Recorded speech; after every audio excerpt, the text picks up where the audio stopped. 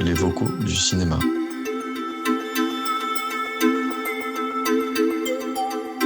Les vocaux du cinéma.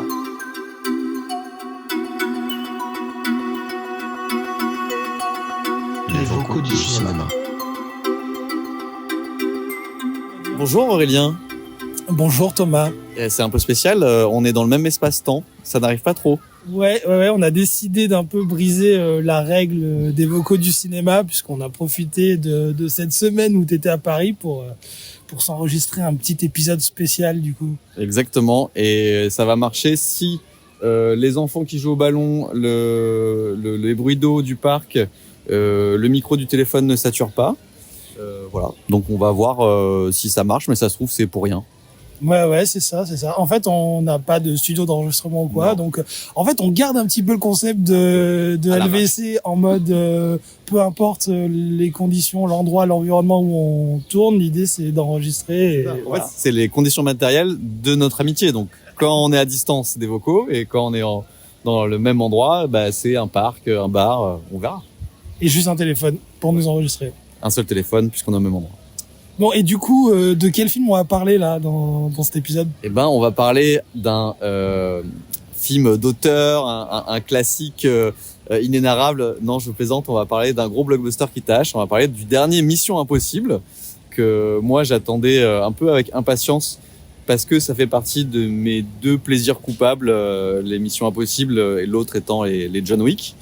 Donc c'est une série que j'aime beaucoup et donc on a vu qu'il était la même semaine où j'étais à Paris. On s'est dit, tiens, on va voir ça le jour de sa sortie nationale. Et toi, quel est ton rapport à la franchise Mission Impossible ? Est-ce que tu es un aficionado ?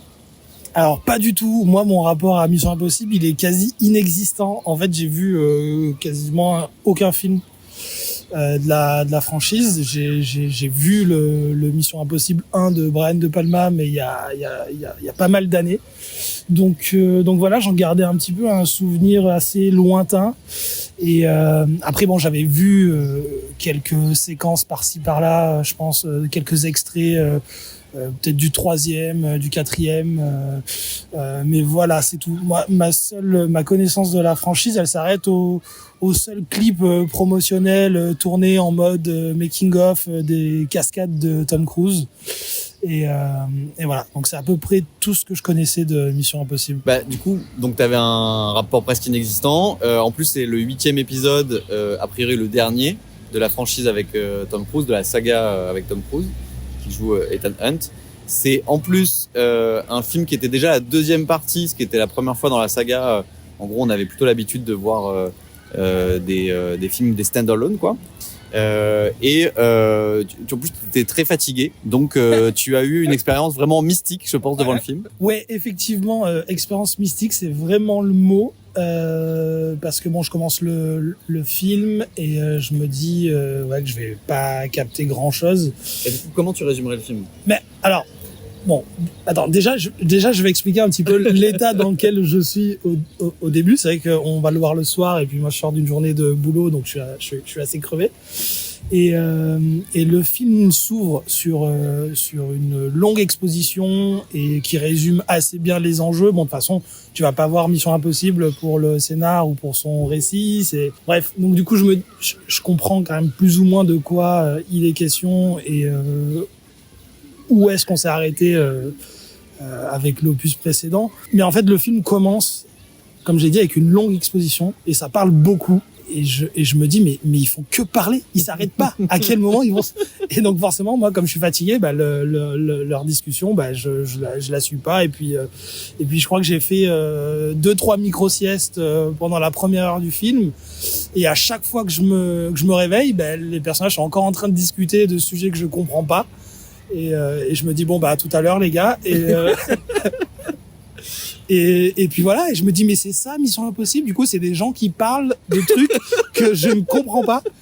Et je me dis mais elles sont où les cascades de Tom Cruise ? Moi c'est ce que je veux voir et donc non.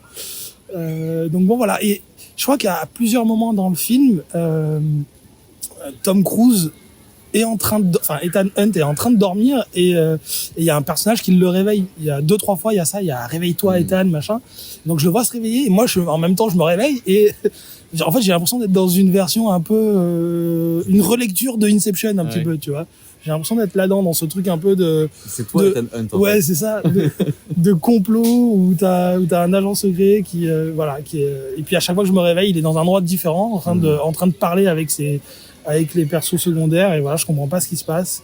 Mais alors, voilà. Malgré tout, qu'est-ce que t'as compris c'est quoi le film? Comment tu pourrais raconter sans dévoiler trop de trucs, mais en gros, quoi. Pour toi, le résumé du film, c'est quoi? Non, mais franchement, déjà, je suis très nul pour résumer les films. Alors, résumer l'intrigue, bon, en gros, il y a une intelligence artificielle qui menace le monde et voilà. Et Ethan Hunt doit arrêter cette intelligence artificielle. Voilà. En gros, c'est ça le début du plot, quoi. Donc en vrai, c'est pas très compliqué dans les enjeux un peu macro, on va dire, principaux du film, c'est pas très compliqué. Mais c'est vrai qu'il va y avoir beaucoup d'expositions et de circonvolutions sur comment arrêter cette IA et avec plein de sous-objectifs qui sont un peu aussi des MacGuffin, hein, faut le dire assez clairement en termes d'écriture scénaristique. Mais quand tu disais tout à l'heure, on va pas avoir Mission Impossible pour son scénario, moi je suis pas tout à fait d'accord pour avoir vu les 8 du coup. Je trouve que un des attraits des Missions Impossibles, c'est une ambiance de techno thriller, de néo-noir, qui va mélanger plusieurs types de genres de films.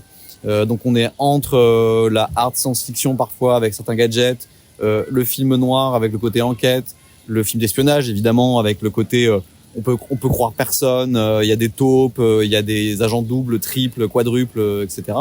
Et donc ça fait aussi partie du plaisir des Missions Impossibles d'être dans cet univers un peu de paranoïa. Donc ça peut être plaisant en fait un scénario de Mission Impossible, mais c'est vrai qu'en t'écoutant, je me rends compte à quel point le marketing ayant de plus en plus insisté sur les cascades de Tom Cruise, donc qui incarne Ethan Hunt, ce super agent secret, et ben il y a une attente là-dessus. Peut-être au détriment de ce qui est aussi Mission Impossible, c'est-à-dire quand même des histoires d'espionnage. Dans le premier Mission Impossible, celui réalisé par Brian De Palma, il y avait aussi en fait cette tension qui mettait beaucoup de temps à s'installer, basée sur des mensonges et des faux semblants, etc. Pour une grande scène d'action à la fin qui était sur un TGV à toute vitesse qui traverse le tunnel de la Manche. Et quelques autres moments de bravoure aussi pendant le film en termes de découpage cinématographique, mais pas forcément scène d'action au sens explosion et tout ça. L'autre scène très connue du premier, c'est donc ce fameux truc qui a été repris dans plein de mèmes où il descend avec la descente en rappel. La descente en rappel avec un grappin et cette goutte de sueur. Et donc il y a un suspense en fait fait sur des détails. Et on y reviendra peut-être, mais c'est vrai que Mission Impossible est très bon quand il est dans la physicalité. Et peut-être ce qu'on s'est dit aussi en sortant du film, c'est que dire que le grand méchant était une IA, c'était un peu se tirer une balle dans le pied par rapport à quelle est la force de la saga en fait en général, quoi. Ouais, non, complètement. Oui, t'as raison. Je voulais un peu réévaluer le côté. On va pas avoir un Mission Impossible pour son scénario. C'est vrai. T'as raison. Puis il y a aussi un des tropes de Mission Impossible, enfin, de ce que j'ai pu comprendre aussi, c'est le plot twist aussi. Ouais. Énormément de plot twist avec le gimmick du masque, voilà, et la révélation de certains personnages, enfin voilà. Ouais. Donc oui, effectivement, il y a quand même ça. Après, c'était un petit peu une boutade de ma part, voilà, de dire ça. Mais c'est vrai que c'est marketé comme des films d'action, mais ce n'est pas que ça, et c'est même pas essentiellement ça pour moi, Mission Impossible. C'est vrai. Mais du coup, est-ce que tu dirais que ce Mission Impossible, il est dans la tradition du reste de la franchise, ou est-ce qu'il s'en écarte un petit peu? Je parle là du récit, ouais. De cette construction, enfin de cette ambiance thriller paranoïaque.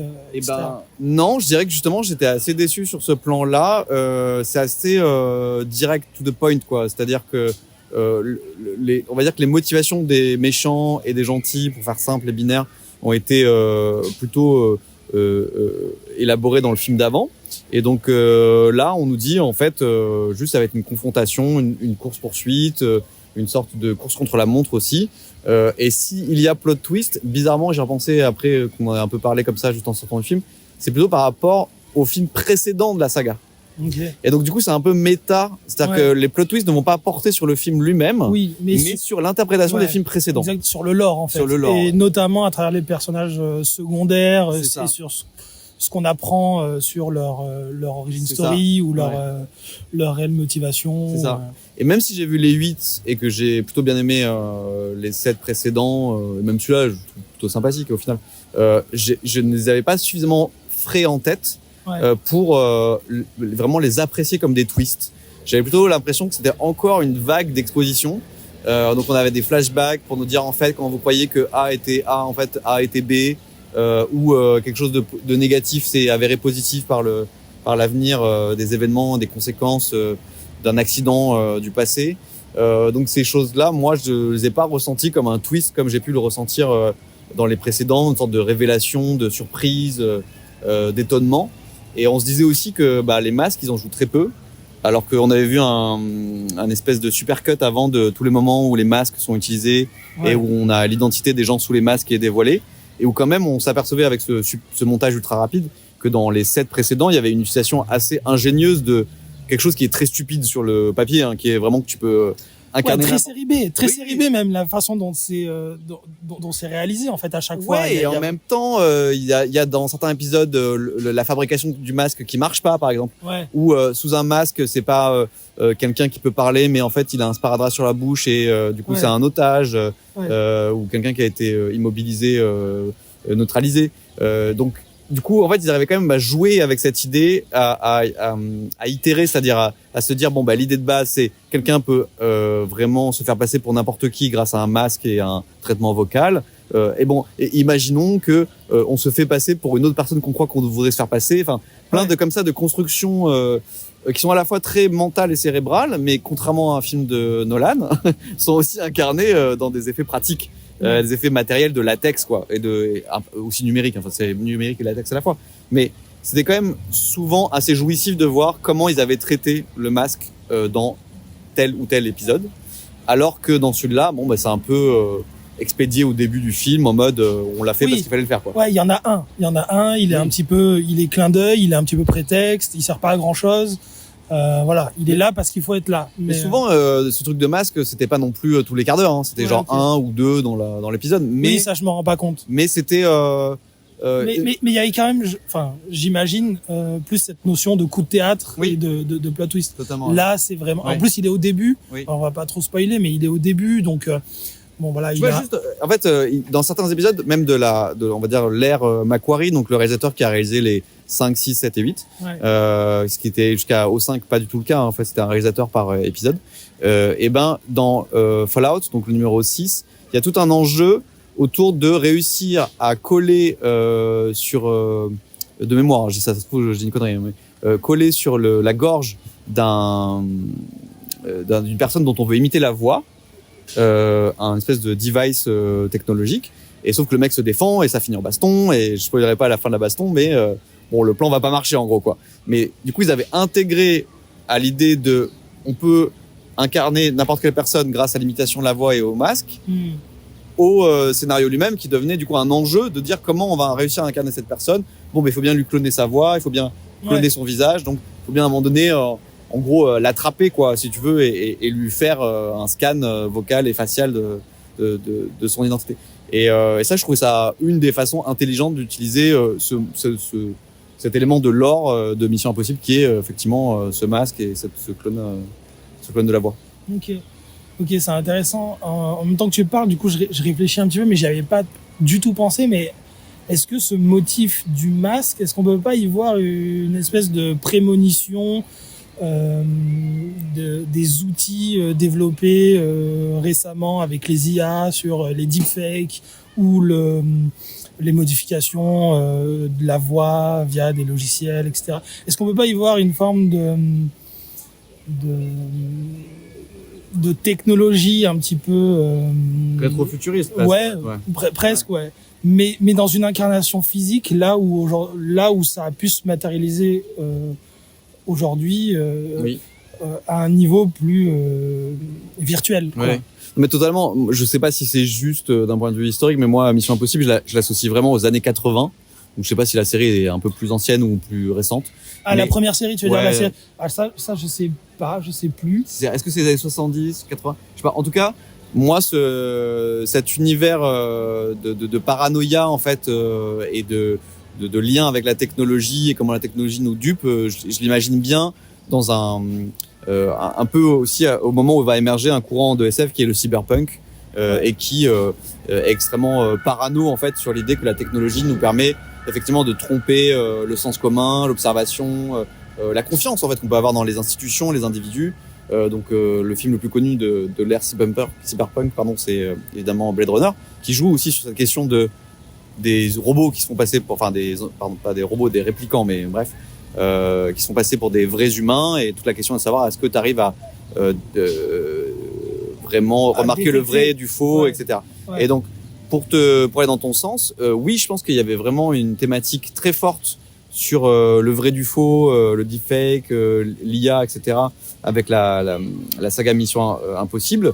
Et en fait, Et c'est un peu raté. Et c'est le point d'orgue dans ce film. Bah, c'est le point d'orgue. Puisque le grand méchant, enfin le grand antagoniste Oui. du film, c'est une IA. Du coup, sur le papier, ça devrait être le Mission Impossible ultime. Ouais. Sauf que le traitement de l'IA, à part dans une séquence que t'as pas vue parce que tu dormais, mais où Merci de le rappeler. mais où en gros, pour des raisons de presse. Si, celle-là, je l'ai vue. Ah, tu t'en souviens, finalement? Alors oui, attends. Alors, décris-la moi. C'est la séquence où on voit Ethan Hunt qui rentre dans une espèce de sarcophage là, et il est propulsé à l'intérieur de l'IA. Il y a un montage un peu très cut avec des visions qui lui apparaissent où je sais plus où en si fait c'est l'IA lui envoie en des forme signaux, quoi. de flash forward ce qui va arriver. Oui. Je pensais moins à ça que à un moment donné, il y a une voix off explicative. Donc je pense que c'est plutôt dans l'intro, avant Ouais. le générique. Ah Ou- mais si, ça j'ai vu, c'est Donc, l'exposition. C'est l'exposition, voilà. Enfin, il y a plusieurs niveaux d'exposition, mais donc c'est le premier niveau d'exposition qui essaie de rappeler en 1 minute 30 les enjeux du premier film. Ouais. Et dans ce truc très pédagogique, il y a à un moment donné des images qui nous ont montré en mode avant-après modification. Et donc on voit quelqu'un qui tient un flingue et après modification, il tient genre un téléphone. Ah ouais, non, je te confirme ça, je l'ai pas Ouais, vu. t'as pas vu, ok.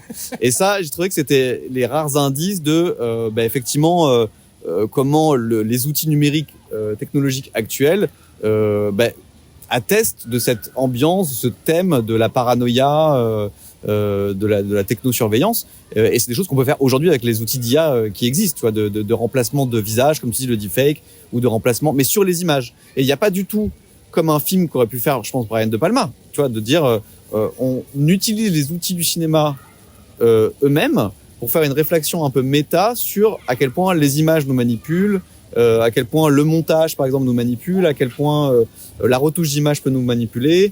T'avais ça sur le son avec Blow Up, pardon.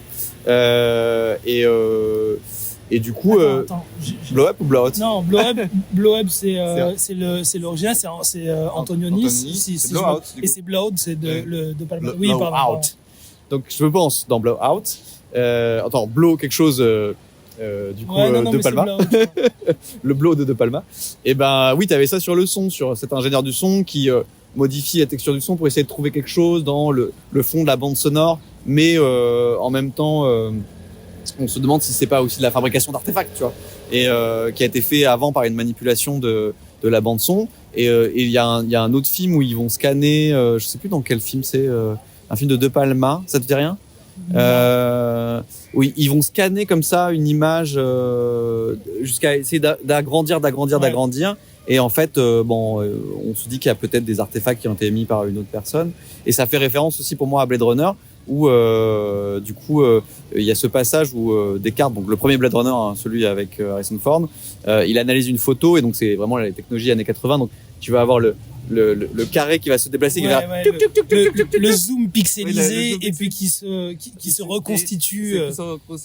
Mais où déjà à l'époque il y avait cette réflexion de mais est-ce qu'on voit dans l'image qu'on veut y voir, Ouais. ou est-ce qu'on voit dans l'image une sorte de trace absolument certaine d'une intention, d'une manipulation, etc. Et donc ça, c'est des choses qui sont connues par les gens qui font Mission Impossible, parce que dans les films précédents, ils ont pu rendre hommage à ce genre de cinéma. Et pourtant, là, ça n'est pas du tout utilisé. Et donc, je me demande à quel point, justement, toute cette logistique autour des cascades et machins a fait qu'ils ont mis de plus en plus de côté à la fois un plaisir premier, hein, qui est celui du techno-thriller, film noir, film d'espionnage, mais aussi une réflexion méta qu'ils avaient dans les précédents sur les rapports entre technologie et on va dire idéologie, quoi, pour faire. Non, mais c'est vrai que cette intrigue centrée autour de l'antagoniste IA, je trouve que c'est un propos qui est un poil simpliste. J'avais pas du coup toute cette historique que t'as et effectivement quand je t'entends en parler, ça s'inscrit quand même dans la tradition et dans l'historique de la franchise. Moi, j'ai pas toute cette historique et quand je comprends les enjeux et tout le récit, je vois juste une volonté un petit peu de calquer aux enjeux, de poser les enjeux de notre époque sur le film. C'est-à-dire, on est dans ces questionnements autour de l'IA.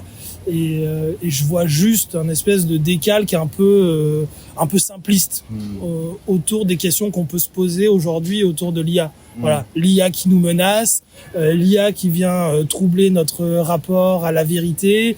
Enfin voilà, j'y vois un truc un petit peu prétexte, tu vois, pour dire on est toujours à la page, on est toujours collé à notre époque. Mais en fait, dans la manière dont c'est développé dans le film, moi j'y vois un traitement déjà assez simpliste et puis même un peu daté sur comment on appréhende les IA. En fait, ce qui est étrange, c'est que dans les Missions Impossibles précédents, de ce que je m'en souviens en tout cas, Ethan Hunt, donc joué par Tom Cruise et le reste de son équipe, utilise des techniques de dissimulation, manipulation, tromperie, en gros de deepfake analogique ou numérique, pour s'infiltrer, pour obtenir un renseignement. Donc ce sont eux en fait les menteurs. On va dire. Et là, on a tout un discours sur il ne faut pas vivre dans le monde de l'entité, donc qui est du coup cette IA surpuissante, qui nous manipulerait en faisant exister des vérités alternatives, des mensonges qu'on croirait vrais, etc. Et moi, je me serais presque attendu à un truc assez réel politique, en fait, où déjà les services de renseignement dans le monde entier se disent les ennemis utilisent les mensonges et le deepfake et l'intelligence artificielle, nous aussi on va le faire. Donc je m'attendais presque à ce que dans cet épisode-là, il y aurait certes des cascades et tout ça, mais qu'ils aient tout un plan autour de tromper l'IA elle-même avec peut-être une autre IA. Bon, c'est un peu le cas sans spoiler, mais ça n'a pas de traitement visuel, ça n'a pas de traitement narratif. Ça a juste, il faut aller là pour faire ci avec tel objet et comme ça l'IA sera trompée. Mais il y a pas d'intelligence du plan permettant de tromper l'IA justement. Et alors que dans tous les épisodes précédents, il y avait une intelligence dans les plans visant à tromper le méchant parce que t'allais faire un plan qui était sur le papier irréaliste.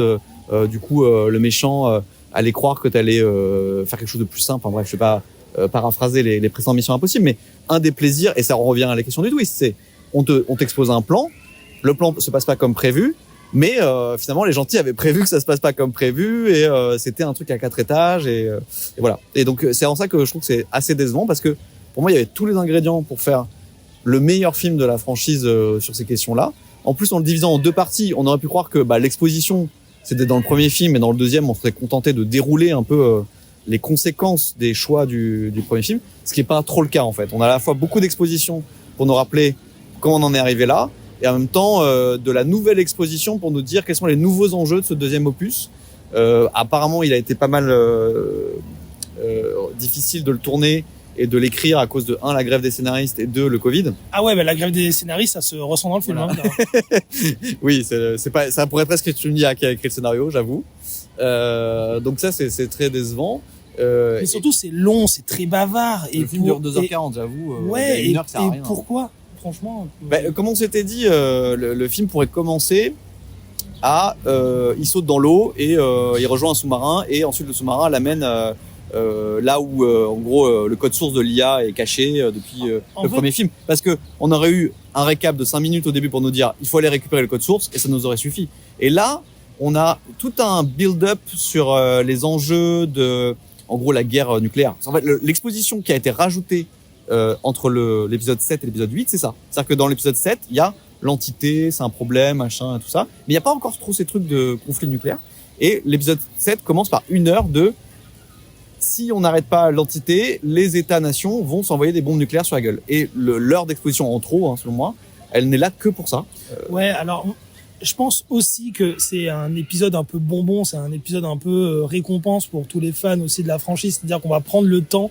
Il y a beaucoup de flashbacks. Et pour moi, c'est un épisode un petit peu nostalgique qui se retourne un peu sur sa mythologie et qui t'envoie un petit peu des Easter eggs par-ci par-là pour te faire plaisir. Moi, je l'ai vu un petit peu comme tu sais, t'as souvent ces épisodes dans les séries.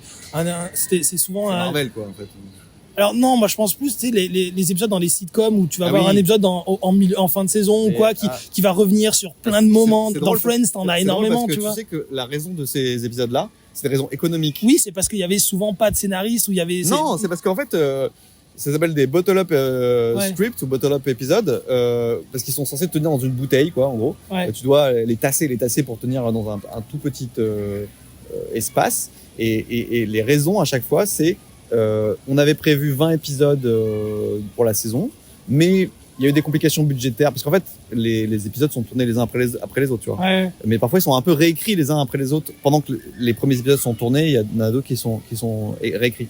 Et donc souvent ce qui se passe, c'est merde, en fait on a grillé plus de budget que prévu sur tel épisode parce que je sais pas, il y a un décor qui a flambé, machin. D'accord. Donc on est obligé d'économiser l'argent à un moment donné. Ouais, c'est ça. Donc on va faire un épisode où il y a moins. Il y a genre un décor, ils vont se parler, ils vont se rappeler les Exactement. bons souvenirs, et puis t'as les flashbacks. Et cette contrainte, des fois, elle donne des trucs incroyables. Donc tout le monde connaît l'épisode de la mouche dans Breaking Bad, qui a un bottle-up. Alors l'épisode de la mouche dans Breaking Bad, c'est à cause de la grève des scénaristes, il me semble. Non, mais ce que je veux dire, c'est qu'il peut y avoir plein de raisons à vouloir économiser de l'argent. Ouais. Mais l'origine à la base, parce qu'avant la grève des scénaristes, il y a eu quand même plein de séries qui ont eu plein de bottle-up épisodes. Tu vois, oui, donc, bien sûr, bien sûr.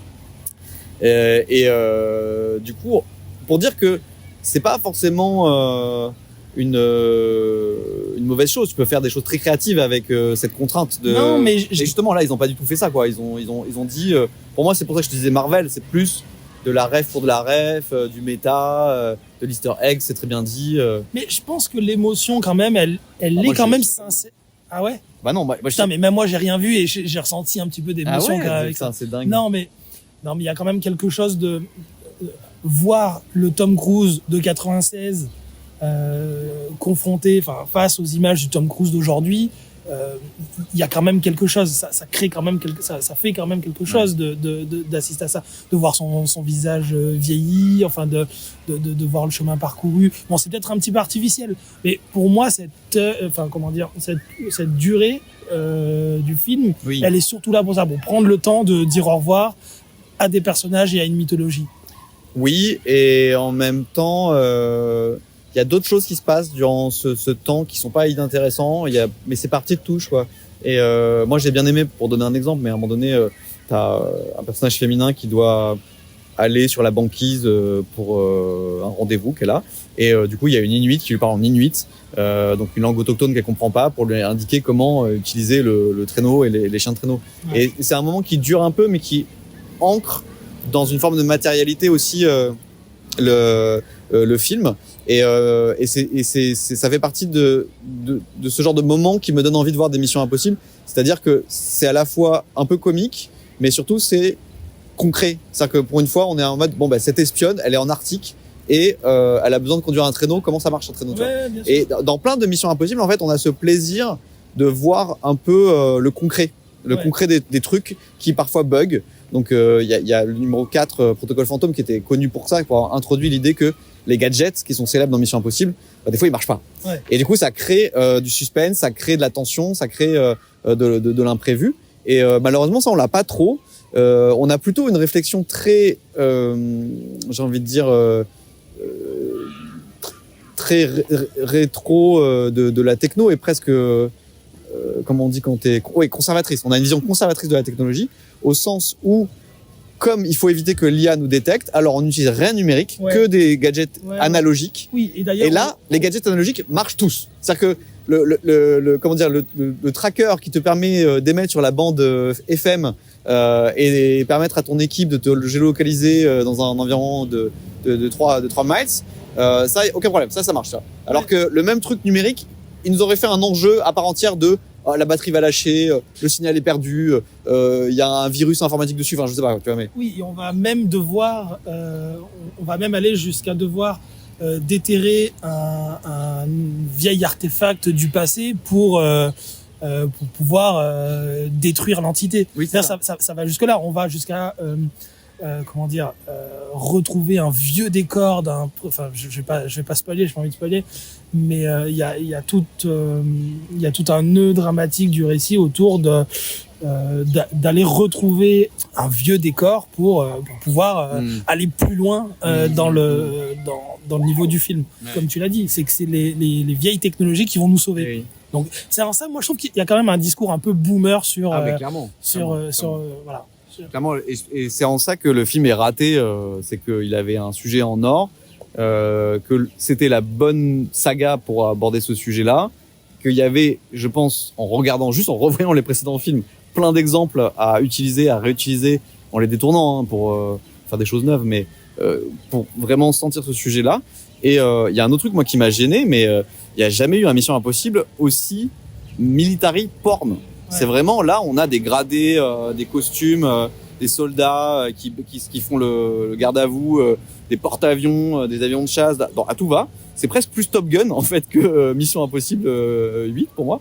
Et ça va aussi avec le changement d'échelle parce que jusqu'à présent Mission Impossible, même si la menace était globale machin, c'était sauver des espions qui allaient être dénoncés si on trouvait une liste sur laquelle leur nom était inscrit.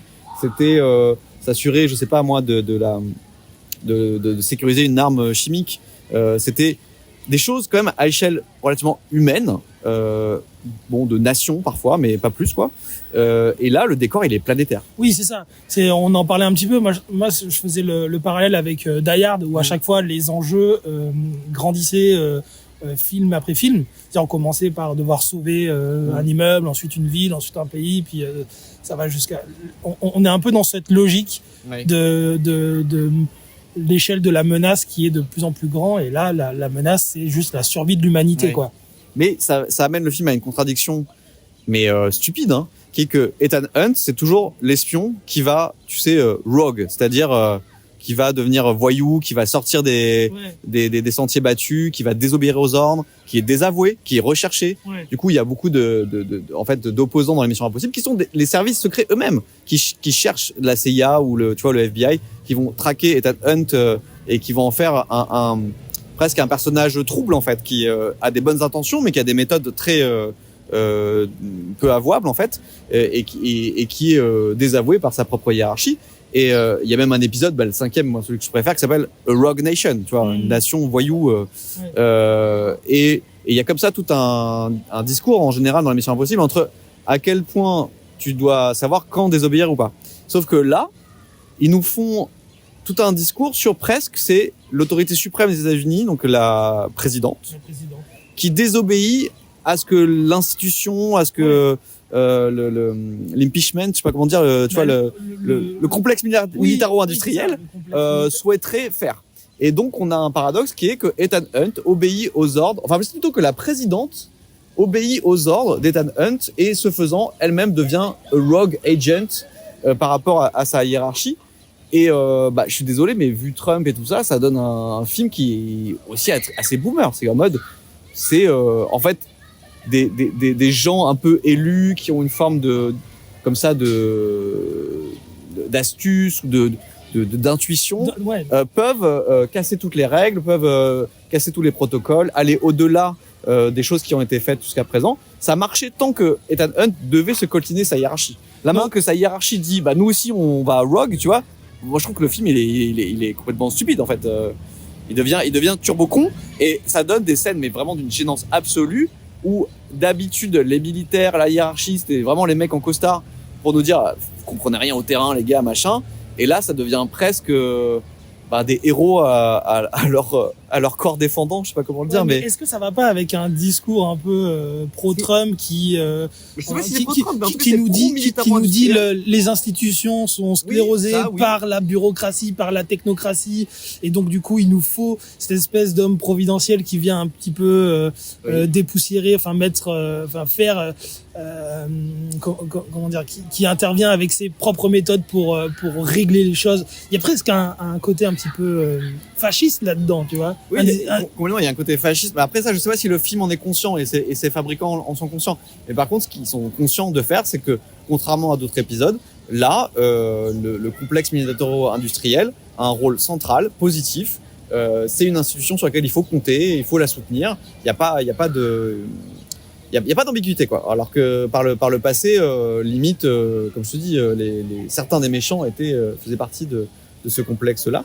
Et on s'est dit en sortant que le film vraiment sentait les années 80, les années Reagan, avec plusieurs gros clins d'œil bien dégueulasses, notamment une poignée de main, où ça commence par une poignée de main normale, un peu virile mais normale, et ça monte petit à petit vers cette image iconique qui devient un mème de Schwarzenegger qui se contracte le biceps en serrant la main de son bro dans Predator, qui était, bon, je pense à l'époque comme un truc très ironique de la part de McTiernan, mais qui là est pris en mode non, c'est cool et c'est viril de faire ça, tu vois. Ouais, c'était assez ridicule. D'ailleurs, la salle a rigolé, éclaté de rire à ce moment-là, mais c'est vrai que c'était assez lunaire. Mais il y a vraiment un côté. C'est lent. En fait, ce qui est drôle, c'est que s'il avait fait rapidement, je pense que on se serait dit bon, c'est sympa. Mais là, il y a vraiment un timing qui est comique. Alors, je sais pas si c'est voulu, mais c'est genre hyper lent jusqu'à changer. Et après, il serre sa main comme ça. Et là, tu fais oh. Mais le ton du film tout le long, il est sur cette ligne, sur cette ligne de crête où on sait jamais si on est. Mais du coup, c'est que c'est devenu Fast and Furious et ça n'était pas ça, en fait, Mission Impossible. C'est ça, c'est que à plusieurs moments dans le film, on se demande s'il y a le second, il y a un côté très second degré, très film série B, voire tu le disais, film pulp, quoi. Mais et on se demande si c'est un premier degré un peu loupé ou si c'est conscient de cet effet-là et de ce comique-là. Je pense qu'il y a quand même, il y a de l'humour, il y a du comique qui est clairement assumé. Oui. Après, mais parfois on sait pas si c'est parfois on sait pas, puisqu'il y a certaines séquences, notamment à la fin où la caméra vient iconiser Tom Cruise après son acte de bravoure. Bon, cette séquence là, elle est très premier degré, tu vois, et elle est drôle parce que on la trouve un peu ridicule, un peu passée. C'est cette figure du héros triomphant qui marche en regardant l'horizon comme ça. Bon, il y a un côté très nanardesque un peu. Ouais. Mais moi je pense qu'à ce moment-là, Tom Cruise est très premier degré dans l'effet qu'il veut renvoyer au spectateur. Ouais. Je fais une micro aparté avec le jeu vidéo. Donc il y a une mode assez récente qui s'appelle le boomer shooter et qui consiste à reprendre les codes des vieux FPS, donc des vieux jeux de tir à la première personne, y compris dans les références turbo débiles, donc Doom, Quake, ces trucs où t'as des monstres pas possibles et surtout t'as des enjeux complètement débiles où genre les nazis ont remonté dans le temps pour voler le Graal ou je sais pas quoi, tu vois, et où il y a un plaisir un peu coupable de dire on va jouer à ces jeux-là pour leur gameplay mais aussi pour leur lore un petit peu con. Et là il y a le dernier Doom qui est sorti et les journalistes qui parlent du dernier Doom sont incapables de savoir si c'est du premier degré ou du second degré parce que ils disent, moi j'ai pas joué au jeu, mais ils disent bon, séquence de gameplay ultra agressive où tu défonces du démon au Moyen-Âge en gros, quoi. Et à côté de ça, t'as des longues cinématiques où les gens nous expliquent le lore, l'univers, comment ces choses ont une profondeur, une gravitas, voilà, une sorte d'importance à quelque chose qui est débile, tu vois. Et pour moi, c'est la même incertitude devant Mission Impossible numéro 8, c'est à quel point les choix qui ont été faits, c'était pour nous faire rire, ou parce qu'ils y croient, comme tu dis, premier degré, en mode non mais ça c'est cool, quoi, vraiment. Ouais, c'est ça. Mais je pense qu'il y a un mélange des deux, parce qu'effectivement, il y a des blagues, c'est clairement des blagues, elles sont écrites comme des blagues. D'ailleurs, de l'humour qui intervient en plein milieu de l'action, ou alors juste après, pour venir désamorcer un petit peu une situation tendue, tu vois, il va y avoir une blague. Ou quand ils savent pas quoi faire d'un personnage, parce que t'as le personnage qui est joué par Pomme, la blonde française, qui dans le film précédent, le 7, elle avait un rôle dramatique. Ouais, okay. Elle faisait pas une seule blague, hein. Voilà, là, toutes ces répliques, elles sont prises au second degré, en mode réplique très profonde. C'est devenu sidekick, en fait, quoi. Et je comprends pas, déjà, ce choix. Et surtout, je me dis, bon, bah, à ce moment-là, il fallait mieux la tuer, quoi. Enfin, même si l'actrice est très bien, mais le personnage ne sert strictement à rien, à part tirer de temps en temps avec une mitraillette. Mais ça, je pense que c'est un petit peu l'effet Marvelisation, tu vois, où chaque blockbuster, un petit peu d'action, on se doit de rajouter un petit peu la touche comique pour ne pas uniquement être dans une ambiance premier degré, quoi. En fait, je pense que le film est tellement phagocyté par Tom Cruise que les personnages secondaires n'ont pas du tout ont très peu de développement. Et tu sens presque qu'ils ont tenu à les garder parce qu'ils avaient eu genre une idée. J'ai pensé à ça par rapport justement au personnage joué par Pomme. J'ai plus son nom de famille, mais Pomme Alors là, je sais pas les noms, moi je les oublie tout le temps. Donc cette jeune femme blonde française, où dans le premier film c'est une tueuse. Ouais. Et à la fin, elle brille par sa capacité à sauver une vie. Ouais. Et du coup, je me suis dit, la rédemption, quoi. Je me suis dit, ça c'est une idée de scénariste un peu con, mais qui marche, qui est une arche scénaristique. Un personnage qui est un tueur à gages finit par être héroïque en sauvant une vie, en faisant un acte médical. Donc elle a un couteau, mais elle l'utilise comme un scalpel. Oh là là, c'est incroyable. Elle a une progression en tant que caractère. Sauf que entre le moment où elle est tueuse à gages et le moment où elle sauve une vie, il se passe rien. Elle est juste la sidekick qui fait des blagues à côté des autres personnages. Ouais. Et c'est comme s'ils avaient tenu à cette idée qui est pas mal, hein, en soi, ça va, tu vois, la scène est plutôt cool. Et plutôt que de se dire, oui, mais dans l'équilibre du scénario, elle sert un peu à rien, donc il faudrait qu'on s'en débarrasse avant, en fait, qu'on dise, vas-y, tu vas faire ton côté et on se retrouve à la fin, tu vois. Et non, ils n'ont pas réussi à trancher, ou comme la voleuse. La voleuse, on nous dit dès le début, elle a des compétences spéciales, et après elle court, machin, elle fait de la motoneige, en gros, et elle suit le groupe, elle suit le mouvement, et à la fin, elle a un mouvement, qui est un très beau mouvement, qui est une très belle idée de cinéma. Mais en tant que personnage, elle n'a pas du tout de profondeur, en fait. Non, jamais. C'est des personnages un petit peu fonction, quoi. Ils sont là pour servir un petit peu. Une action, deux actions, c'est ça. Et je voulais quand même revenir sur ce truc de complexe militaro-industriel et d'enjeux diplomatiques. Moi, il y a un truc que j'ai bien aimé, c'est le traitement de ce que j'appelle la violence mimétique. Donc en anthropologie, il y a cette idée que la violence crée la violence et que souvent, dans les conflits armés, il faut chercher la désescalade parce que c'est en ayant une posture agressive que tu provoques l'agression. Ouais. En gros, si tu commences à patrouiller proche d'une frontière avec des troupes armées, bah, les gens ils vont croire que tu vas les envahir. Et donc du coup ils se préparent eux-mêmes. Et donc du coup l'escalade elle commence comme ça en fait, par une posture agressive mimétique. Et plusieurs fois dans le film, à la fois pour la question de la guerre nucléaire, mais aussi sur des passages plus brefs. Par exemple, à un moment donné, Tom Cruise doit aller à un endroit en mer où il y a un sous-marin qui l'attend. Sauf que c'est à côté d'un porte-avions russe. Et donc, tu as deux rafales de avions de chasse russes qui passent et qui montrent leurs missiles. Donc, c'est comme si un animal montrait son ventre en disant voilà mes intentions. Donc, ils font une manœuvre qui fait qu'ils tournent sur le côté.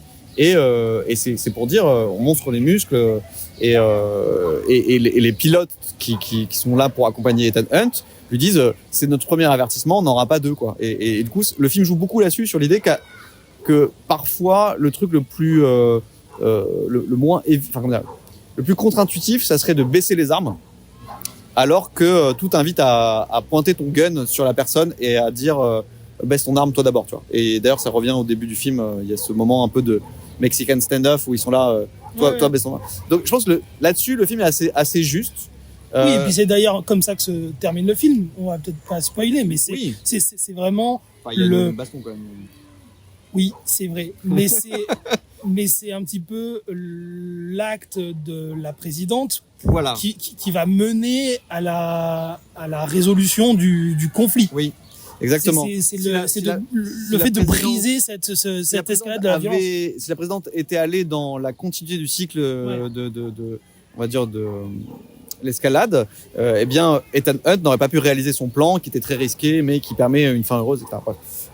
Et donc il y a quand même un discours plutôt assez peut-être intéressant sur l'idée de la désescalade. Moi, ça fait penser à deux films. Il y a le premier qui est très récent et qui est Arrival, donc Premier Contact en français, de Denis Villeneuve, où tu as quand même toute cette idée à un moment donné autour du film où on perd contact les uns avec les autres et on n'est plus en capacité de communiquer et du coup on commence à préparer la guerre parce qu'on pense que les aliens nous ont filé, enfin les aliens auraient filé l'arme aux Chinois ou aux Russes ou machin. Et tout, finalement la résolution, ça va être quand on va être en capacité de traduire que les intentions de chacun elles sont plutôt bonnes et que on fait un acte de générosité. Donc sans spoiler encore Arrival, mais en gros un personnage va dévoiler quelque chose alors que c'est contre les intérêts de son pays. Et du coup, ça va faire désescalader la situation globale. Et l'autre film auquel ça fait penser, c'est Octobre Rouge, de McTiernan aussi, où tu as tout ce truc de un sous-marin russe, un sous-marin américain, et à quel point la moindre erreur pourrait faire tout basculer. Et le personnage principal, qui est Alec Baldwin, cherche à comprendre les intentions du pilote, enfin du capitaine, du commandant de bord, qui est joué par Sean Connery, russe. Donc Sean Connery joue un commandant russe. Il est en mode non, ce commandant n'est pas en train de nous attaquer, il est en train d'essayer d'échapper à l'URSS. Il veut sûrement pour lui et ses hommes un visa en Amérique, tu vois.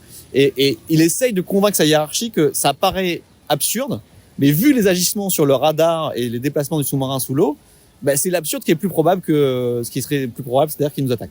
Et que l'enjeu consiste vraiment à convaincre les autres que c'est le plus absurde qu'il faut imaginer et faire, c'est-à-dire la désescalade, et c'est-à-dire ne pas s'agresser les uns les autres. Et ça passe par à la fois de l'empathie, de la compréhension, et ça passe par un acte de foi qui est genre, c'est contre mon intérêt, mais je serai le premier à déposer les armes. Non, et pour finir, parce que je suis très long, mais c'est intéressant. dans Octobre Rouge, il y a un moment très beau où ils sont dans une position un peu de Mexican standoff, tu vois, d'impasse où tu sens que si l'un dégaine, les trois autres ils vont se tirer dessus.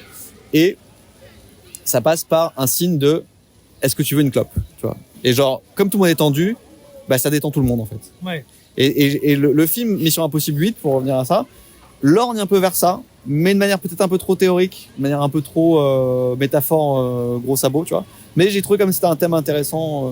Oui, c'est gros sabot, puis c'est rentré un petit peu au forceps. C'est un petit peu une résolution presque un peu facile. Mais au-delà de la résolution, je trouve que dans le film, il y a Ouais. plein de moments où ça parle de ça. Oui, ça parle de ça. T'as raison, c'est évident. Tu l'as rappelé dans le braquage à la mexicaine, dans entre les Russes et puis Oui. l'équipe de Ethan Hunt. Il y a ça. Il y a ce truc de Et celui-là, à votre place. c'est quand tu vas libérer Pomme, justement, la française. Oui, il y a oui, aussi ça, tu vois, bah, genre, pareil. dès que C'est l'idée de la confiance aussi. Oui, oui. C'est à notre place, qu'est-ce que vous feriez vous Qu'est-ce Oui.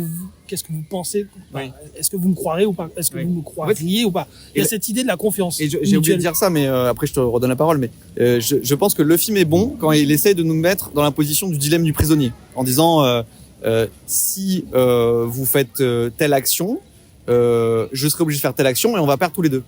Donc il faut que vous fassiez une autre action qui semble être à votre désavantage, Ouais. mais qui me permet moi de faire une autre action qui permet qu'ensemble on a un avantage commun.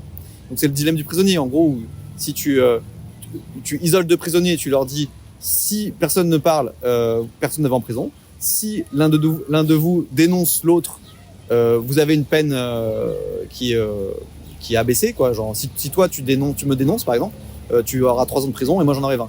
Mais sauf qu'on dit la même chose à l'autre. Et ce qui se passe dans la plupart des cas, c'est que les deux dénoncent, et donc les deux héritent d'une peine qui est bien plus élevée. En fait. Et donc ce truc du dilemme du prisonnier, la première heure du film nous le fait beaucoup sentir.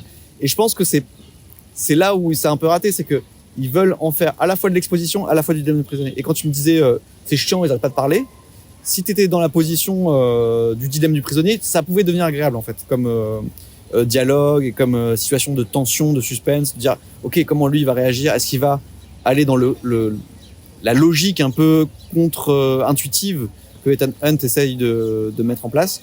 Moi, je trouve ça plutôt intéressant, mais c'est sûr que c'est pas non plus la majeure partie du film. Hein. Après, tout au long du film, la menace de l'IA, elle est presque pas présente. On la voit pas. Elle est pas incarnée, En fait, elle est présente dans ce que tu développes autour du dilemme du prisonnier. Et en fait, c'est donc t'as raison. L'idée du miroir, c'est ça. C'est que finalement, leur ennemi, c'est eux-mêmes. Enfin, c'est leur réaction. Ouais. Donc finalement, il y a presque l'idée d'une menace qui est en fait un révélateur. D'ailleurs, ils le disent à un moment donné, Ethan Hunt, quand on lui dit en gros, on reprend un peu des représentations actuelles de l'IA et Machiavelli qu'elle pense comme une machine. Je crois que c'est lui qui dit elle pense comme on lui a appris qu'elle devait penser et donc elle s'inspire de nous. Ouais. Et donc il y a encore ce côté de effectivement en se battant contre l'IA, cette IA, cette entité, on se bat contre nos pires instincts et donc on essaye de finalement cette IA elle a pris le pire de nous quoi. Et elle est le miroir, le reflet du pire de nous-mêmes et qu'on se bat contre cette tentation-là. Et le second méchant chef, on va dire l'humain qui obéit à l'IA ou qui voudrait contrôler l'IA, il sert à ça, tu vois. Il sert à incarner un peu pour moi cette tentation-là que seraient les pires instincts de l'humanité. Oui, puis il y a aussi tout ce truc autour du contrôle de l'IA aussi. Oui. Il y a tous ces Montage enjeux, de domination. voilà, quoi. de qui contrôle qui. Et à un moment donné, même, il est question de peut-être donner à Ethan Hunt cette responsabilité du contrôle de l'IA. Oh là là, quelle catastrophe ça. Et en grand héros conscient de ses propres failles, il s'y refuse. Mais c'est même pas, du coup, c'est même pas un héros parce que bon, alors on va rentrer dans un territoire spoiler avéré, mais moi je m'attendais à ce que Ethan Hunt, Tom Cruise meure à la fin du 8e épisode. Ah ouais, toi tu vas direct comme ça, tu balances les trucs. J'ai fait spoiler alerte là, attends là. Donc spoiler alerte. Donc je m'attendais à ce qu'il meure et il ne meurt pas, alors que vraiment jusqu'à la dernière séquence on se dit ah quelle belle mort. Et en ne mourant pas et en ayant cet épilogue qui est vraiment effectivement on te confie à la fois l'arme ultime et en même temps le potentiel ultime de l'humanité. Pour moi, Ethan Hunt n'est plus un héros parce que le propre du héros, c'est de se sacrifier et pas d'être un dieu en fait. Le héros dans les tragédies grecques, c'est celui qui va faire un acte de bravoure, mais il en paye le prix en fait d'une certaine manière. Et là, c'est même pas ça, c'est un surhomme en fait, et c'est plutôt nietzschéen que un héros. Oui, mais est-ce que c'est pas quelque part, c'est un héros, il a accompli sa mission héroïque, il revient triomphant, mais derrière on lui confie du coup l'arme, mais dans une donc du coup papier. En fait, il change, il devient un autre archétype. C'est plus le héros, c'est le gardien finalement. Est-ce que quelque part, il devient pas le garde-fou, tu vois, qui Sauf qu'on ne saura jamais ce qu'il en fera de cette puissance, parce que du coup, c'est un objet qui en tant que tel sert à rien. Donc, est-ce que cet objet, justement, il veut le détruire? Est-ce qu'il veut il veut le cacher? Est-ce qu'il veut essayer de le soigner, tu vois, parce qu'on pourrait dire finalement c'est les mauvais réglages qui ont fait que ça c'est parti en couille. Mais est-ce que mieux régler le truc peut avoir une utilité Tu vois, il y a toutes ces choses-là en fait ça aurait pu être passionnant et ça n'en parle pas du tout. En fait, il y a ce discours à un moment donné, sa coéquipière, je sais pas comment elle s'appelle, la voleuse. Là, je sais plus non plus. Ouais. J'ai oublié son nom. En fait, moi, mon personnage préféré, c'était Elsa Faust, donc qui était jouée par Rebecca Ferguson, qui apparaît dans le 5, qui est un personnage incroyable parce que justement, c'est l'égal de Tom Cruise au féminin. Et ça venait justement un peu créer de la friction dans ce plan parfait de Tom Cruise sauve le monde, Tom Cruise est toujours celui qui fait tout mieux, etc. Là, il avait une sorte de... à la fois... c'est un personnage un peu trouble aussi, donc parfois c'était un opposant et parfois c'était un allié. Et ils l'ont dégagé, mais je pense que j'ai cru comprendre que c'est elle qui en avait marre. Ouais, mais c'est pour ça, parce que moi j'ai la sensation qu'ils essayent de faire un petit peu la même chose avec ce personnage. Non, il y a l'idée d'un petit passage de témoin quand même. Non. Le personnage de la voleuse, qui est une jolie jeune femme qui a un joli sourire, c'est à peu près comme ça qu'elle est caractérisée. Ouais. Elle est vraiment potiche par rapport à Rebecca Ferguson, Elsa Faust dans les précédents. Ok, bon ça de toute façon je peux pas je peux pas l'évaluer, mais oui, ça, je suis d'accord. Elle est pas développée, c'est un personnage prétexte. Il y a même un petit une petite relation un petit peu de love interest entre les deux qui est un petit qui est un petit peu bizarre. Donc effectivement ça peut être sa fille, je pense. Ouais, effectivement il y a cette mécanique tu vois hollywoodienne du personnage féminin qu'on met comme étant le love interest du personnage. La princesse un peu. Bon, c'est décevant mais c'est comme ça. Et mais quand même le fait est que elle ait cette responsabilité à la fin du film d'accomplir un geste héroïque qui va enfermer l'entité. clairement l'idée qu'elle possède des capacités qui sont de la même trempe que ceux de Tom Cruise. Tu vois, Oui, elle porte en rejoins. elle ces capacités qui font que elle pourrait être une relève, enfin Moi, je l'ai voilà, pas- une figure héroïque potentielle. Je l'ai pas vu comme une relève, mais par contre, je vois ce que tu veux dire elle est de la même trempe. Et il y a, comme tu disais assez justement en sortant du film, il y a une sorte de pyramide de hiérarchie où Tom Cruise est évidemment tout en haut, mais ensuite il y a un peu des dieux mineurs, quoi. On va dire dans une sorte de panthéon. Ah ouais, Et- des personnages secondaires, quoi. Ils ont des capacités, elles sont un peu moins importantes Voilà. que celles de Tom Cruise, mais de toute façon, ils vont, Mais ils du vont coup, être là pour l'épauler. T'avais Luther, donc le personnage qui est un peu fil rouge aussi de tous les épisodes, qui est très bon en informatique, aussi un pilote à la base. Et t'as aussi du coup Simon Pegg Simon Pegg qui est aussi un informaticien, un geek machin. Donc ils sont tous brillants dans leur domaine. Et elle est voleuse et donc elle a une adresse des mains, une agilité qui est hors pair aussi. Et donc je suis d'accord avec toi. C'est un peu, ça lorgne là pour le coup vers le film de spécialiste. Tu sais, Oui, le film c'est- de braquage. voilà, cette idée qu'on va jouir de la surperformance de certains individus qui sont tellement professionnels qu'ils en deviennent presque surhumains. Et t'as des très grands films de Melville, notamment dans ce genre, ou même de Michael Mann avec le professionnel, Ouais. le solitaire. Et voilà. Donc effectivement, ça peut faire partie du plaisir du film, sauf que là, ça devient un tel discours un peu fascisant, comme tu disais, que moi ça me sort du film. Et surtout, je trouve que c'est pas une conclusion intéressante en fait. Non, c'est un peu décevant. Moi, à la fin du film, enfin, tout le long du film, j'arrête pas de me répéter ça. C'est un petit peu, c'est une évidence. Mais quand tu vois Tom Cruise, quand tu vois la fin, tu te dis, mais quelle mégalomanie, quoi. Mais sans déconner. Qu'est-ce que ça raconte de nous? Enfin, ça raconte quelque chose déjà de lui, mais qu'est-ce que ça raconte de nous? Oui. Ce trip mégalo, tu vois, cette construction, cette débauche de moyens pour Glorifier comme ouais, ça, pour glorifier l'action comme ça d'un homme. quelqu'un. Enfin, on le sent, il se kiffe, quoi. Enfin, Ouais. Tu vois qu'est-ce qui fait des petits bisous sur les pecs? Ouais, c'est sûr, c'est sûr. Non, mais en plus, il y a au fur et à mesure de la franchise, il y a eu un petit peu un télescopage entre la figure de Tom Cruise, acteur dans le milieu hollywoodien, et la figure d'Ethan Hunt. Les deux se mélangent et se brouillent, et je pense qu'il y a un discours un petit peu méta sur ce que représente le personnage Tom Cruise. Tu vois, il y avait eu à l'époque à la sortie du premier confinement, il y avait la sortie de Top Gun, Maverick. Ouais, Maverick, et il y a eu cette couverture médiatique autour de Tom Cruise sur l'homme providentiel qui va arriver avec son blockbuster et sauver le cinéma américain. Bon, voilà, je crois que ce narratif, il est un petit peu resté, tu vois. Et moi, j'ai l'impression qu'il ressort un petit peu à chaque sortie de Mission Impossible. C'est un petit peu ce qu'on veut nous présenter, tu vois. On vient nous présenter le dernier film de Tom Cruise avec les cascades extraordinaires de Tom Cruise. Voilà. D'ailleurs, les précédents opus étaient souvent monter autour d'une cascade qui va être le point d'orgue du film, et toute la communication va se faire autour de cette cascade et de comment on l'a tournée, etc. Quitte à ce que le film devienne un petit peu anecdotique à côté, tu vois. Enfin, moi, c'est comme ça que je le ressentais. Et c'est encore le cas dans ce film aussi. Ouais.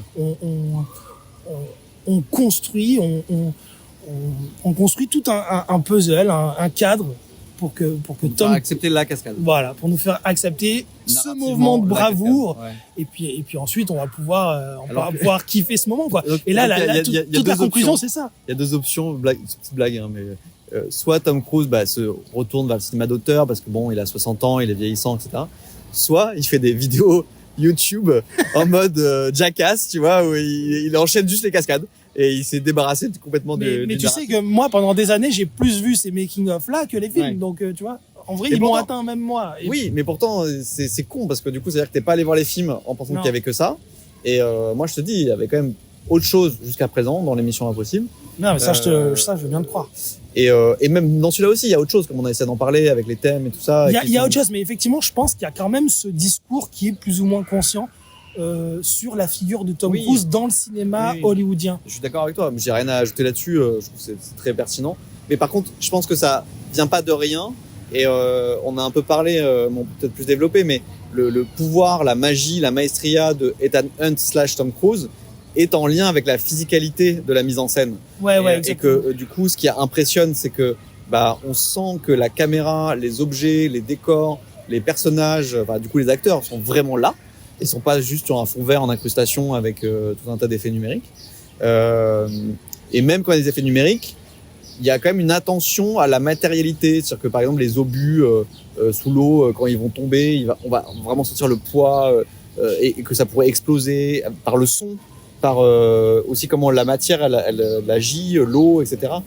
Donc il y a deux grandes scènes dans ce film-là. C'est la scène du sous-marin sous l'eau et des séquences même, parce que des scènes, et la séquence de l'avion à la fin. Ouais, qu'on se poursuit en avion. Ouais. C'est ça, et la séquence du sous-marin, c'est pas, si tu le racontes à quelqu'un, tu te dis pas, waouh, cascade de ouf.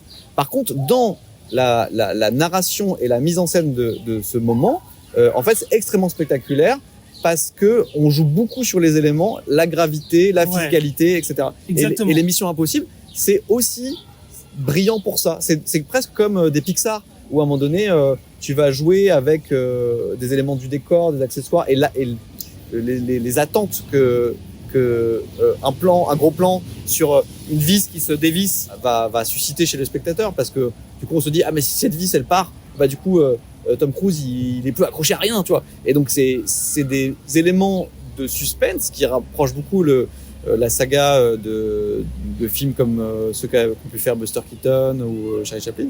Oui, oui. Ou même je trouve on retrouve en fait l'intelligence des films d'action quand ils sont bien faits. C'est pas juste de la bagarre, c'est pas juste des explosions, c'est aussi une façon de filmer la géographie, de se concentrer sur des éléments qui deviennent des éléments narratifs. Ouais. Parce qu'on se dit mais si ça pète, ou si ça se dévisse, ou si ça se transforme, ou ça disparaît, alors quoi, tu vois. Et ça crée du suspense. Et il n'y a pas besoin que ce soit en courant, il n'y a pas besoin que ce soit avec des explosions et des guns, tu vois. Parfois, et la scène du sous-marin est très bonne parce que elle joue là-dessus, elle joue sur le suspense que va pouvoir créer. Ok, si le missile tombe sur Tom Cruise, il peut plus respirer, il meurt, tu vois. Ouais, non, mais t'en parles très très bien. Je suis d'accord avec tout ce que tu as dit. Et oui, au tout début, c'est ce que je te disais. Je te disais, moi, je trouve que toute l'exposition est très très longue. Ça parle beaucoup. Je comprends rien. Je suis perdu. Je me dis, mais qu'est-ce que je fous là? Moi, j'attends juste de voir Tom Cruise faire des trucs trop cool. Et effectivement, il y a ces deux séquences qui sont majeures dans le film. Elles sont incroyables. Là, quand ces moments arrivent dans le film, là, je me dis, ok, d'accord. J'ai payé mon billet pour ça.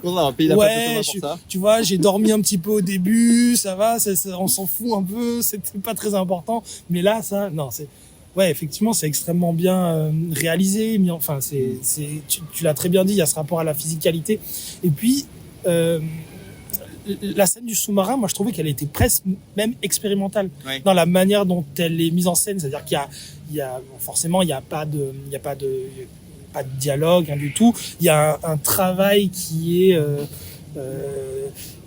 très important sur le son, sur le traitement du son et sur la bande sonore qui vient appuyer un petit peu ces moments de suspense dont tu parlais avec les missiles qui tombent, etc. Il y a des grondements très sourds et surtout ces séquences elles sont longues. Elles prennent le temps de se déployer et ouais, moi je trouvais que c'était presque une parenthèse expérimentale dans la mise en scène, dans le film et voilà, et à ce moment-là je trouve le film extrêmement impressionnant. Ouais. Non, mais c'est comme si le réalisateur, donc Christopher McQuarrie, moi quand j'ai vu le 5, je me suis dit waouh, c'est un grand réalisateur, il va tout changer à Hollywood, et je pensais qu'en fait il en ferait qu'un et après il ferait d'autres films, hein. Donc je suis assez étonné / inquiet de voir qu'il en a fait 4 avec Tom Cruise. Je me dis qu'il est sous emprise un peu, tu vois. Ouais, il y a un peu de ça. mais je pense Tom Cruise a trouvé un mec qui pouvait mettre en valeur. Ouais. Enfin, après non. En vrai, c'est un duo qui fonctionne bien. Oui, c'est un duo producteur, acteur, et réalisateur. Christopher McQuarrie, il est connu pour deux choses avant de faire. Scénariste aussi. Il a été scénariste pour Bryan Singer, du coup. Oui, pour du Pour coup Usual Suspect. Visual Suspect Donc et aussi un X-Men, scénario. je crois. Ah, ça je savais pas. Mais Ouais. en gros, Usual Suspect est quand même le film à twist forever, Oui, tu vois. Oui, Et du coup, dans le 5, Mission Impossible Rogue Nation, il y avait à la fois ces éléments d'action, bon, c'est pas forcément, comme on l'a dit, explosion et cascade à tout va, mais de films d'action physique qui étaient très bien gérés, Ouais. et des éléments de films techno-noir, techno-thriller, où on était plus sur du suspense, ouais. avec une mise en scène très classique, mais très efficace, et pas mal de plans très composés, assez graphiques. Il est connu pour une deuxième chose, il est connu pour avoir fait le premier Jack Reacher, Ouais. qui Et c'est était, là-dessus qu'ils se sont rencontrés. voilà, du coup. c'est là-dessus qu'ils se sont rencontrés, qui était un petit bijou, où justement Tom Cruise, il était un peu remis à sa place dans une forme de physicalité. On avait beaucoup plus de scènes d'action où il devait improviser une arme avec un bout de tesson de bouteille ou je sais pas quoi. Les scènes d'action étaient très sèches. C'est-à-dire qu'il y avait un mec qui l'attaquait et en un plan séquence, il le remettait par terre, mais toi, t'avais presque rien vu. Par contre, t'avais entendu l'os qui se brise et t'avais mal, tu vois. Ce qui, je pense d'ailleurs, a pas mal inspiré les John Wick. Ouais, c'est ce que j'allais dire, ça me fait penser à John Wick.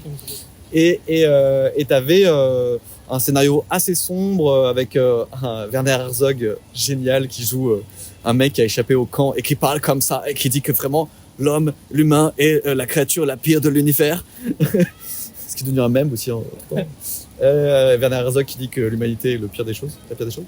Mais du coup, moi, quand j'ai vu Jack Reacher, que j'ai vu le Rogue Nation, je me suis dit, mais Macquarie, c'est une pépite, le mec. Et bizarrement, il a pas réussi à se détacher de ce que pouvaient lui apporter les Missions Impossibles. Fallout, donc le numéro 6 après Rogue Nation, est bien aussi. Il y a plein d'éléments super de mise en scène de scénario, mais déjà on sent que il laisse tomber le côté posé de la mise en scène pour quelque chose de plus frénétique en termes de montage. Là les plans s'accélèrent et les mouvements de caméra sont beaucoup plus erratiques aussi. Là je me suis dit mince, c'est comme si il s'effaçait dans sa mise en scène au profit de la cascade, au profit de ce qu'on attend d'un grand spectacle avec des gros guillemets, tu vois. Ouais, mais moi je trouve que c'est dans ces moments que j'ai l'impression qu'il s'exprime pleinement et qui montre un peu toute la mesure de son talent de réalisateur. Sauf que dans Jack Reacher et le premier, parce que le deuxième est une infamie, et dans Rogue Nation, le 5e de la Mission Impossible, moi je croyais voir un auteur par la mise en scène, un Brian De Palma en fait, tu vois. Je trouvais que c'était un artiste un auteur par sa mise en scène, parce qu'il y avait des choix et que ces choix étaient identifiables et que ça lui donnait une sensibilité, une personnalité à sa mise en scène. Quand je vois déjà Fallout le 6, je me dis mince, on dirait que les cascades ont pris le pas sur sa sensibilité. Et surtout quand je vois le 7 et encore pire le 8, je me dis c'est un faiseur. Ouais, il y a ça. En fait, mais un bon faiseur. Un bon artisan. Et du coup moi je dis mais dommage quand même. En 4 films, le mec est passé de auteur à faiseur. Et je trouve que ça c'est l'emprise de Tom Cruise. Hein. Oui, c'est sa secte hein, peut-être plus que les scientologues. Scientologue. Ouais. Donc ça je trouve que c'est vraiment dommage, même si il y a quand même des parties pris intéressantes de mise en scène dans le 8. Notamment, je trouve que quand on est avec les militaires dans la chambre un peu de décision, la control room, là, tu sais, qui rappelle celle aussi de Dr Folamour, parce qu'il y a complètement vintage. Oui, et puis il y a cette idée, on va balancer la bombe, quoi. Voilà. Et qu'est-ce qu'on risque et qu'est-ce qu'on sacrifie et tout ça. Et donc dans ces moments-là, il y a plein de choix où la caméra est plus stable, même si le montage est assez cut et du coup c'est assez frénétique. Un travail sur les cadres. Il y a un travail sur les cadres, la courte focale. Ouais. Souvent on est assez proche des visages qui sont du coup déformés. Et moi j'ai adoré qu'ils étaient tous en sueur. Ouais. C'est-à-dire que t'as quand même des gueules. T'as un second rôle qui a joué dans Manhunter, je crois la série sur Netflix où il chasse les tueurs en série là. Donc il a une gueule assez carrée. J'ai plus son nom, mais oui, effectivement. L'acteur, il joue plutôt bien d'ailleurs dans le film. Il est très bon. Et qui joue là un secrétaire de la défense, donc en gros le ministre de l'armée quoi, américain. Et vraiment il sue comme ça et tu sens qu'il fume des clopes, il boive du café, il tourne à ça 24 heures sur 24. Donc ça c'est un style de caméra et de mise en scène. Et puis quand il y a Tom Cruise, alors là la caméra elle tourne autour de Tom Cruise, même juste il écrit un truc sur un post-it, la caméra elle tourne autour de Tom Cruise, il se lève je sais pas, il a fait une sieste, la caméra elle tourne. Enfin en gros, la caméra devient folle au contact de Tom Cruise, quoi. Ah, comme tout le monde. Hein. Comme tout le monde.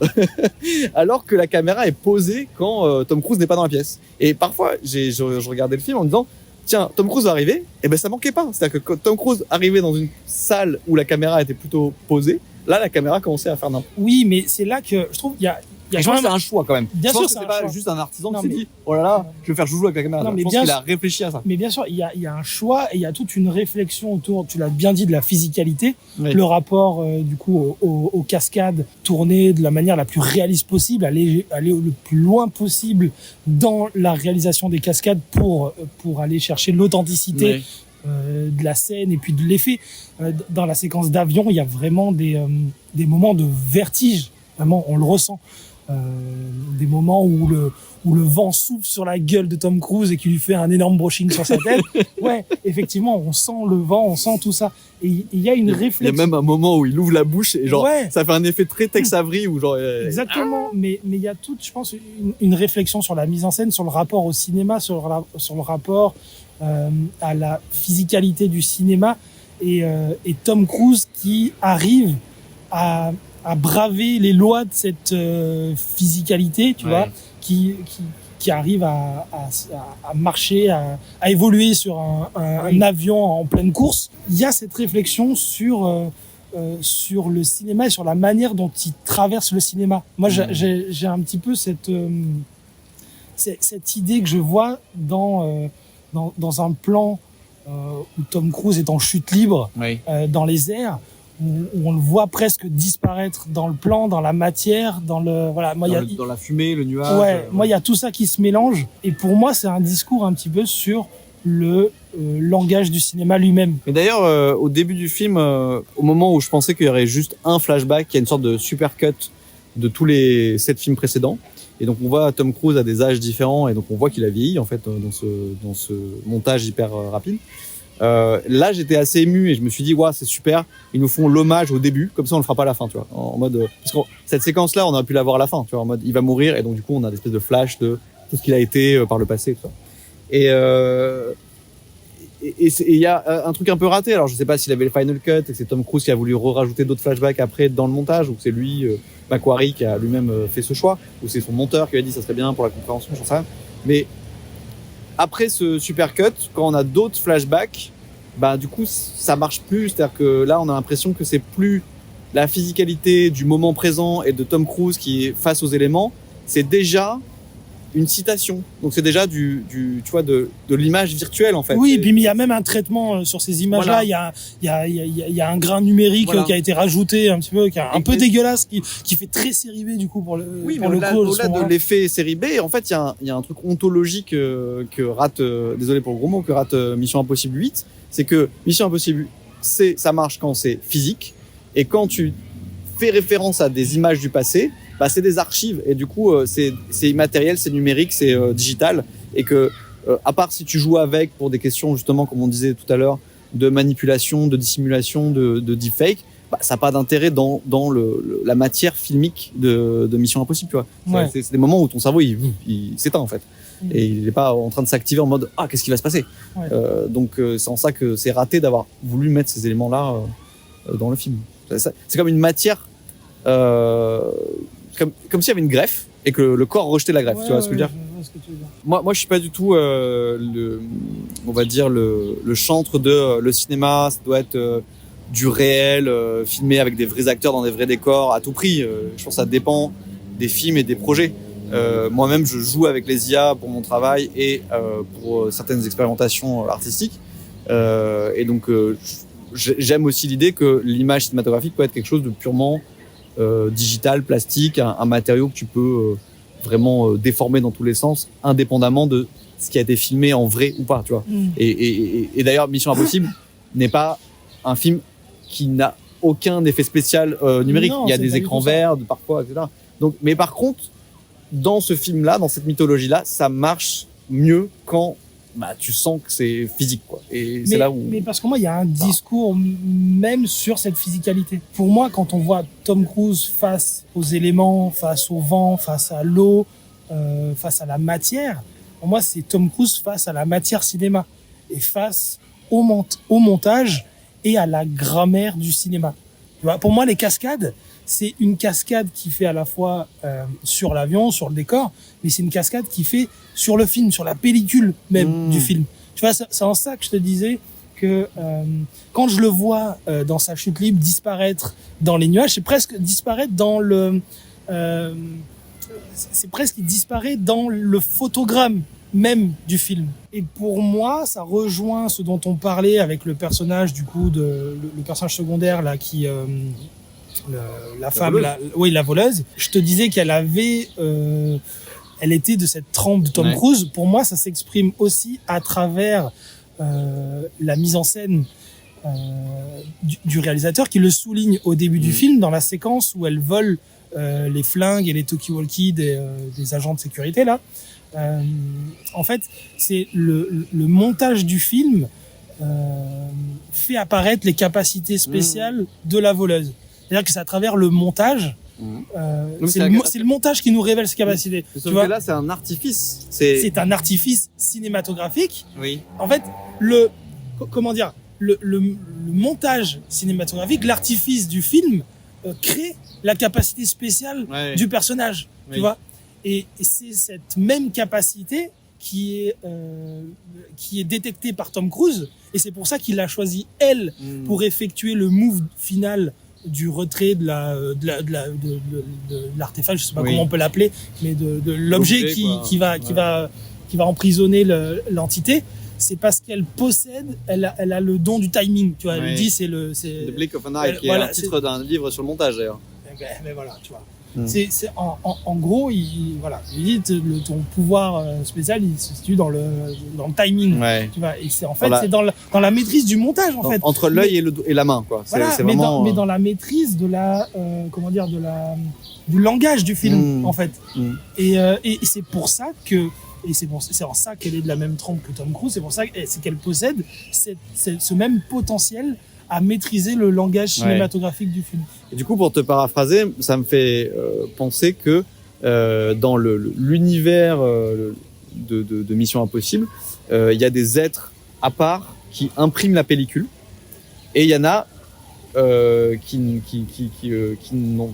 qui se font éjecter de la pellicule. Et du coup, je voudrais que tu parles de la cascade du méchant. Mais c'est exactement ça. C'est dans cette continuité, ça s'inscrit dans cette continuité-là. Et pour moi, ça vient valider totalement cette théorie. C'est que Tom Cruise, lui, maîtrise les éléments, maîtrise, le déroulement du film, la grammaire du film, le montage, etc. Donc lui, il peut se déplacer sur l'avion, effectuer ses cascades sans problème. Mais quand le méchant essaye de faire la même chose, essaye de s'extraire de l'avion pour fuir l'affrontement et pour se sortir de cette opposition, il échoue, puisque au moment même où il sort, il se fait happer par le vent, il dégringole, il se prend l'aileron dans le crâne et puis il meurt brutalement. Et stupidement et de manière assez burlesque. Oui, et la salle arrive d'ailleurs. Donc la salle explose de rire. Donc il y a ce côté burlesque, et encore une fois le burlesque, ça fait directement référence au début du cinéma. Voilà. Exactement. Où justement action et burlesque au début étaient très liés. Exactement. Et donc il y a cette idée que Tom Cruise maîtrise je le répète, mais il maîtrise les éléments et le langage du film, alors que le méchant non, et donc du coup il est directement expulsé, il se fracasse sur l'avion, et lui ne le maîtrise pas, tu vois. Il n'a pas passé le test physique du film, alors que Tom Cruise lui. Et d'ailleurs j'ai appris que le méchant, enfin l'acteur qui joue le méchant, ne voulait pas du tout prendre les mêmes risques que Tom Cruise, donc les quelques plans sur fond vert qu'il y a sur cette scène, c'est parce qu'il y a le méchant. Mais tu vois, c'est exactement ça. C'est pour ça que je dis, il y a ce dialogue entre il y a ce dialogue sur ce dialogue un peu méta sur le cinéma, en fin de compte. Cette manière de penser les cascades et de filmer les cascades, il n'est pas uniquement cosmétique ou c'est pas uniquement un coup marketing, c'est également en fait une réflexion sur le cinéma. Bon, c'est peut-être un peu, un petit peu de la branlette, mais moi c'est comme ça que je le lis, c'est comme ça que je le vois. Est-ce que ça serait ta conclusion? Parce qu'il est temps de conclure. Ouais, il est temps de conclure. On doit rejoindre une pote dans 10 minutes. Donc, comment tu conclurais du coup? Non, mais écoute, comment je conclurais? Je sais pas, on a beaucoup parlé. Moi, je dirais que je m'attendais à rien, enfin, en allant voir. Enfin, si, je m'attendais à être un petit peu paumé, en même temps, à être un petit peu amusé. Ça a été une expérience assez singulière, je dirais. Un début où je comprends rien. Au fur et à mesure que le film avance, je trouve de plus en plus de choses intéressantes, et notamment à travers les scènes d'action qui racontent plus que ce qu'elle pourrait laisser penser au premier abord ou à la première lecture. Et je pense que c'est le talent de Macquarie et de Tom Cruise, c'est d'avoir réussi à raconter quelque chose avec ces scènes-là, avec cette mythologie de la saga Mission Impossible. Voilà. Après, bon, il y a quand même des questionnements autour de la mégalomanie de Tom Cruise, mais ça, c'est clair. Ça, et de l'emprise qu'il a sur son petit ouais, réalisateur. voilà. Mais ça, c'est autre chose. Mais bon, voilà. Qui Tom d'ailleurs Cruise est plus jeune que lui, je crois, à la base, mais il fait plus vieux. Alors, c'est ça, C'est 8 très ans de moins que Tom Cruise. Ouais, c'est assez hallucinant. Mais bon, bref, voilà. Donc, il y a, mais Tom Cruise, personnage fascinant, quoi. Ouais. En lui-même. Personnage, peut-être que le jour où il meurt, personnage mais c'est ça. Mais de toute façon, les deux se télescopent. Et moi, c'est ce que je trouve génial. Oui. C'est qu'en fait, Mission Impossible, c'est devenu une mythologie sur Tom Cruise. Ouais, voilà, c'est ça. Mais il a réussi. Mais ça, c'est assez. C'est assez intéressant à regarder et à analyser, tu vois, de voir comment il s'est réapproprié cette franchise et à quel point il s'en est accaparé pour la tourner entièrement autour de lui, autour de sa persona de cinéma et de cette icône qu'il est devenu, quoi. Déjà, Mission Impossible de la série, c'est un travail d'équipe. Donc, d'avoir fait des films de solo, presque, c'est genre démesuré, tu vois, comme changement d'échelle. Mais voilà, et toi, du coup, qu'est-ce que tu retiendrais du coup en conclusion de cet opus? Pour conclure, je dirais que j'avais plus d'attentes que toi, évidemment, parce que j'ai bien aimé certains films de la saga, surtout ceux réalisés par Macquarie, et même aussi Ghost Protocol, Protocole Fantôme, le 4 par Bird. J'ai été plus déçu que toi, qui peut-être ne t'attendais à rien, donc a plutôt apprécié au premier degré les petits bonbons qu'il y avait dans le film. Moi, j'ai apprécié aussi ces bonbons-là. Par contre, en parlant du film, je trouve qu'il y a beaucoup de plaisir à essayer de détricoter le sens derrière certains choix et certains thèmes et certains moments de mise en scène, et que voilà, c'est presque plus plaisant de parler de Mission Impossible 8 que de voir Mission Impossible 8. Non, ça c'est vrai. Ça c'est clair. Voilà. Et pour conclure, je sais pas si on pourra rechroniquer un film en live comme ça. Ouais, je sais pas si d'ailleurs la forme elle sera cool ou pas. Je sais pas si elle plaira. Dites-nous dans les commentaires. Ouais, dites-nous dans les commentaires.